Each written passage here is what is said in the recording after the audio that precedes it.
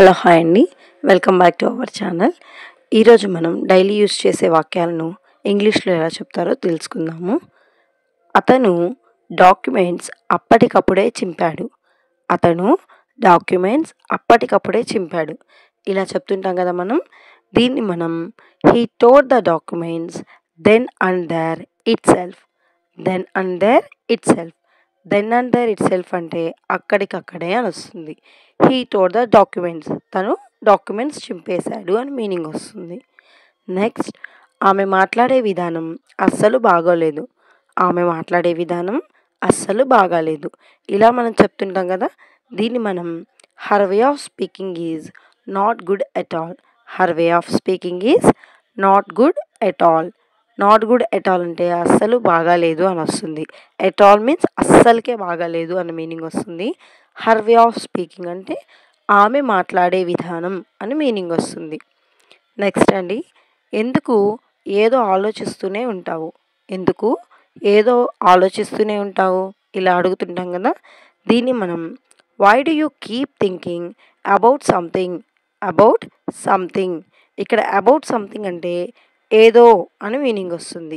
Why do you keep thinking అంటే ఎందుకు ఎప్పుడు ఆలోచిస్తూ ఉంటావు ఇలా మీనింగ్ వస్తుంది. నెక్స్ట్ అండి, ముందే తెలిస్తే వారిని కలిసేవాళ్ళం. ముందే తెలిస్తే వారిని కలిసేవాళ్ళం. ఇలా చెప్పడాన్ని if we had know earlier we would have met them. If we had know earlier we would have met them అని చెప్తూ ఉంటాం. If we had know earlier means మాకు కనుక ముందే తెలిసి ఉంటే. ఎర్లియర్ మీన్స్ ముందే. We would have met them మేము వాళ్ళని కలిసేవాళ్ళం అని మీనింగ్ వస్తుంది. నెక్స్ట్ అండి, ముందే తెలిస్తే నేను ఇక్కడికి వచ్చేదానిని కాదు.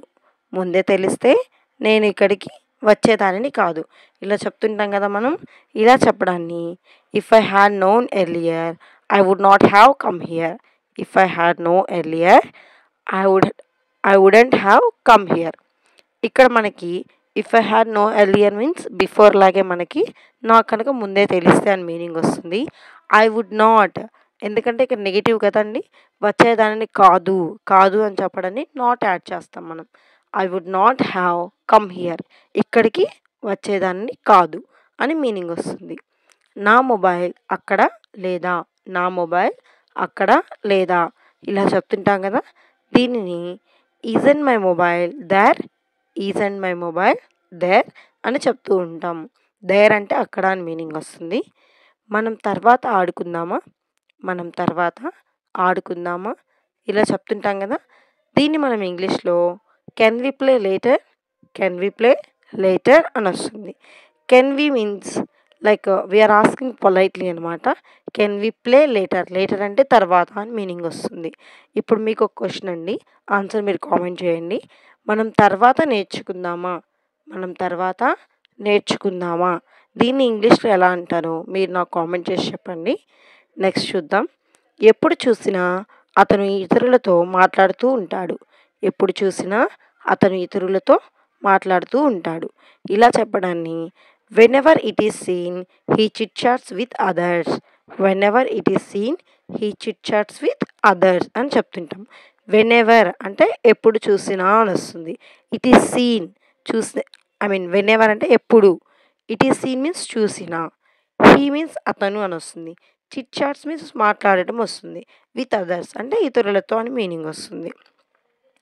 నెక్స్ట్ అండి, ఎప్పుడు చూసినా వారు చదువుతూ ఉంటారు.